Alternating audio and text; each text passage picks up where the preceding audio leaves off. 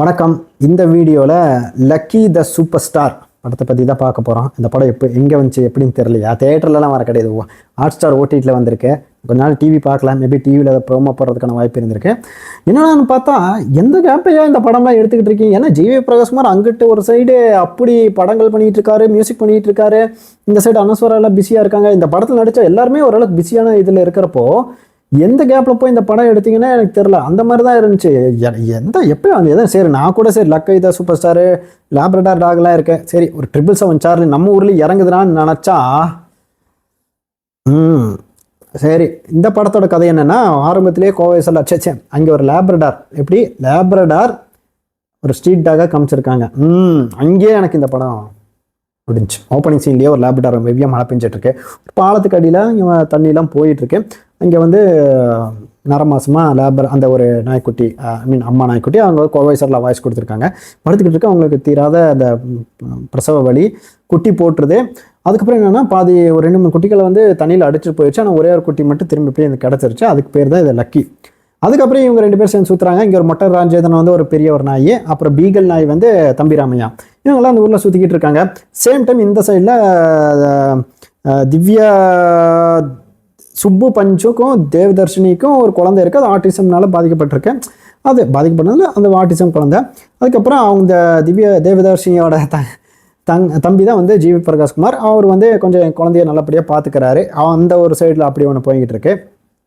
எதிர்பாராத விதமாக ஜிவி பிரகாஷ்குமார் ஆக்சிடெண்ட்டில் பலியாக இருந்த அந்த ரோடு ஆக்சிடெண்ட்டில் வழக்கம் போல் நாய்கள் வந்து ரோட்டில் போகிறப்போ காப்பாற்றுறங்கிற பேரில் ஹீரோவாக வந்து அந்த நாய்க்குட்டி காப்பாற்றி எடுத்துகிட்டு போய் அந்த குழந்தை கையில் கொடுக்குறாரு. குழந்தை அதுக்கப்புறம் ரொம்ப சந்தோஷமாகுது, அந்த நாய்க்குட்டியோட நல்லா பழகுது, அவங்கெல்லாம் நல்லா விளையாடுறாங்க, டைம் ஸ்பெண்ட் பண்ணுறாங்க, காமெடிங்கிற பேரில் நிறைய விஷயங்கள் ட்ரை பண்ணுறாங்க, எல்லாம் ஓகே. இங்கே பார்த்தா கோவை சார்லாம் அஸ்விக் அந்த அம்மா நாய் வந்து தேடுது, குழந்தைய காணும், நாய்க்குட்டியை காணும்னு தேடுறாங்க, எல்லாம் தேடிட்டு இருக்காங்க. அது ஒரு சைடு போய்கிட்டு இருக்கு. இந்த நாய்க்குட்டி வந்ததுக்கப்புறம் குழந்தை அந்த ஃபேமிலியில் கொஞ்சம் நல்லா இருக்குது அப்படின்னு ஃபீல் பண்ணுறாங்க. அப்போன்னு பார்த்து ஒரு நாள் வந்து நாய்க்குட்டியை ஒருத்தங்க கடத்திடுறாங்க. நாய்க்குட்டி கடத்தி கவுன்சிலர் வீட்டு வச்சிருக்காரு. காசில் அந்த நாய்க்குட்டி பேர் லக்கி. அங்கே வந்து பார்த்தா அவருக்கு வந்து கவுன்சிலருக்கு நல்ல விஷயங்கள் நடக்குது. நல்ல விஷயங்கள் என்ன, அவங்க மாமியார் மண்டையை போட்டுறாங்க. அது அப்புறம் அந்த நாய் தான் ராசின்னு அவரை வச்சுக்கிட்டே இருக்காரு. அப்புறம் எம்எல்ஏக்கு தெரிய வந்து எம்எல்ஏ ஆட்டையை போட்டு போய் வச்சா எம்எல்ஏக்கு ஒரு நல்ல விஷயங்கள் நடக்குது. அவரோட கேஸில் தள்ளுபடி பண்ணிக்கிறாங்க. இது தெரிஞ்ச சிஎம்ஏ அந்த நாய்க்குட்டியை எடுத்துகிட்டு போய் வீட்டில் வச்சு அங்கேயும் அவர் வந்து வச்சுக்கிறார் கையிலேயே. இந்த சைடு பார்த்தா அனஸ்வரா அந்த நாய்க்குட்டிகள்லாம் வந்து காப்பகத்தில் ஒன்று இருக்கார். அங்கே வந்து வேலை செய்கிறாங்க. அவரோட உதவியை நம்ம ஜிவி பிரகாஷ்குமார், அவரோட நண்பர், இவங்களாம் சேர்ந்து நாயை எப்படி மீட்டு கொண்டு வந்து அந்த குழந்தை நாய்க்குட்டி இல்லாமல் ரொம்ப கஷ்டப்பட்டு ஆஸ்பத்திரியில் அட்மிட் பண்ணியிருப்பாங்க, கீழே விழுந்து. அந்த குழந்தைக்கும் நாய்க்குட்டி தேவைப்படுது, அந்த கவுன்சிலருக்கும் தேவைப்படுது, இந்த கோவை சார்லாம் இவங்க கோஷ்டிக்கும் தேவைப்படுது. இந்த மாதிரி எல்லாருக்குமே அந்த நாய்க்குட்டி லக்கி தேவைப்படுது. ஆனால் அது சிஎம் கையில் இருக்குது. இப்போ அந்த நாய்க்குட்டி யார்கிட்ட போச்சு என்னாச்சுன்றதான் மிச்சப்படத்தோட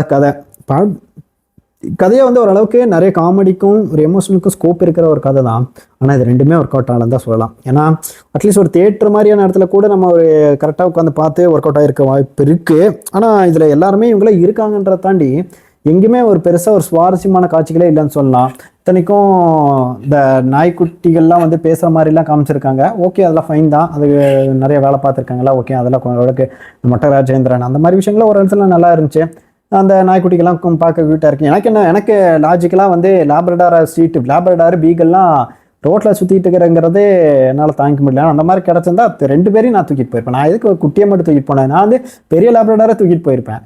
என்ன பண்ணுறது பாருங்க. அதுவே இங்கே நம்மள லேப்ரடார் ஈஸியாக அவங்க ட்ரெயின் பண்ணியிருப்பாங்க. இல்லை பார்க்குறதுக்கும் படத்தில் நல்லா இருக்கேன். ஒரு ஸ்ட்ரீட் டாக் பழக்கி வச்சு ஏன் ஃபஸ்ட்டு அது கல்வி ஊற்றுறது அப்புறம் பார்த்துக்கலாம். இதெல்லாம் தான் நல்ல விஷயங்கள். ஓரளவுக்கு டீசெண்டான சினிமாட்டோகிராஃபி இருந்தது.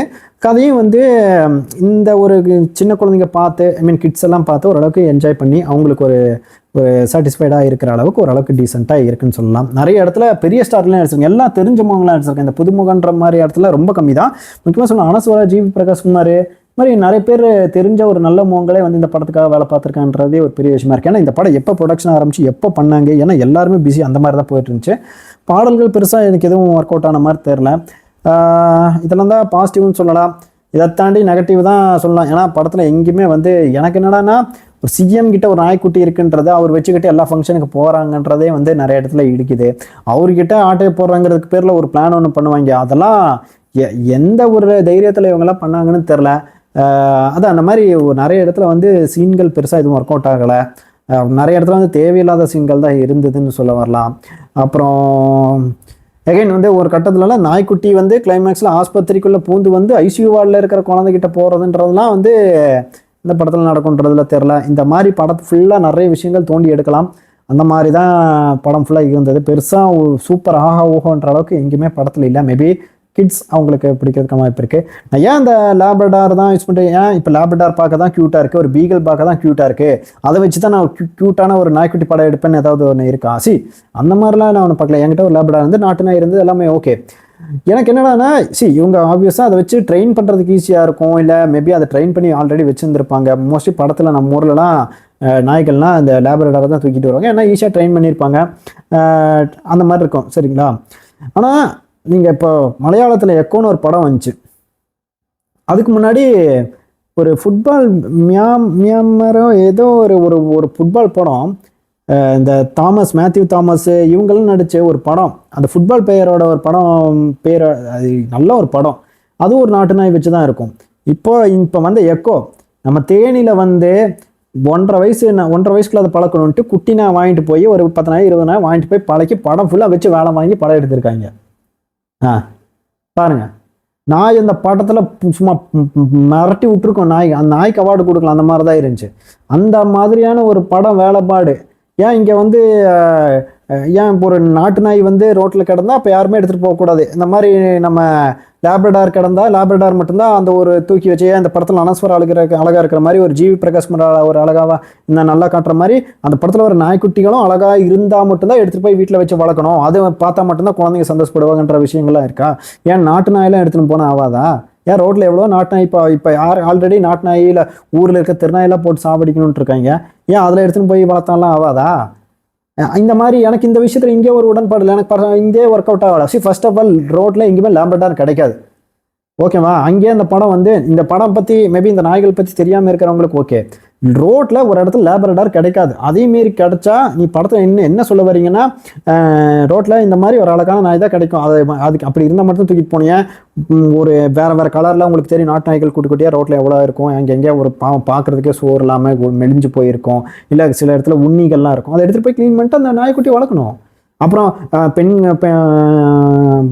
பெண்ணாக யாருந்தும் எடுத்துகிட்டு போக மாட்டேன். அது என்ன, இதெல்லாம் ஒரு மாதிரி ஜீவிக்குமார் நாய் கிடைக்குது, ஏன் அது என்ன தனியாக தான் இங்கே சுற்றி இருக்குமே, போயிட்டு எடுத்துன்னு போயிட்டு அவங்க அம்மா பார்க்குறதோ இல்லை அவங்க அம்மா சேர்த்து கூப்பிட்டு போய் வைக்க முடியாதா?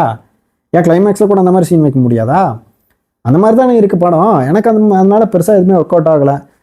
ஏன்னா எனக்கு பர்சனலாக வந்து நிறைய படங்களாக பார்த்துருக்கேன் ஹாலிவுட்டில். வந்து நீங்கள் இந்த ஹேச்சி ஆகட்டும், இப்போது 777 சார்லி, உங்களுக்கு ஏதாவது ஒரு நல்ல நாய்ப்படம் வேணும்னா போய் ஃபஸ்ட்டு 777 சார்லியை பார்த்துட்டு அந்த படம் பார்த்துட்டு வந்து இங்கே நாய்ப்படம் எடுக்க ஆரம்பிங்க. மட்டமாக எடுத்துகிட்டு இருக்காங்க, அவ்வளோ மட்டம். ஏதோ காமெடிங்கிற பேரில் காமெடியும் ஒர்க் அவுட் ஆகலை, எமோஷனும் ஆகலை. 777 பார்த்துருக்கேன் எத்தனை பேர்? இதெல்லாம் 777 சார்லி வந்து பார்த்துட்டு அழுகலைன்னா அவ்வளோ மனசனே கிடையாது. அந்த மாதிரி ஒரு படம். இன்கேஸ் யாராவது நீங்கள் 777 சார்லின்னு ஒரு படம் நீங்கள் பார்க்கலன்னா ப்ரைமில் இருக்குது, போய் பாருங்கள். எனக்கு தெரிஞ்ச இந்த படம் ஒருத்தன் பார்த்துருக்காங்கன்னா, இந்த ரிவ்யூ ஒருத்தன் பார்த்துருக்கான்னு எனக்கு தெரிஞ்சு 777 சார்லி எனக்கு பார்த்துருப்பாங்க. நல்லா பார்த்துட்டு கதறி அழுத படம் அது. அந்த படத்துக்கு அப்புறம் எனக்கு பெருசாக நாய்களோ படம்னாவே பெருசாக வந்து எதுவுமே ஒர்க் அவுட் ஆக மிஞ்ச அந்த ஒரு நாய் படம் ஒர்க் அவுட் ஆகிருந்துச்சு அந்த படம். ஏன்னா எனக்கு பர்சனலாக ஒரு நாட்டு நாய் வச்சு ஒரு படம் வந்துச்சுன்னா அதுதான் எனக்கு ரியாலிட்டி பேஸ்டாக இருக்குது. அது ஏன் தெரியல இவங்க பண்ண மாட்டேங்கிறாங்க. சரி, ஓகே, அதை பற்றி தான் பேசணும். நினைக்கிறேன். இந்த படத்தோட டேரக்டர் யார்? நம்ம செல்லம் சார், ஃபேமிலி மேலே வர செல்லம் சார், அவர் தான் இந்த படத்தோட டேரக்டர். அவர் பேர் வந்து உதய் மகேஷ். அவர் தான் இந்த படத்தை டேரக்ட் பண்ணியிருக்காரு.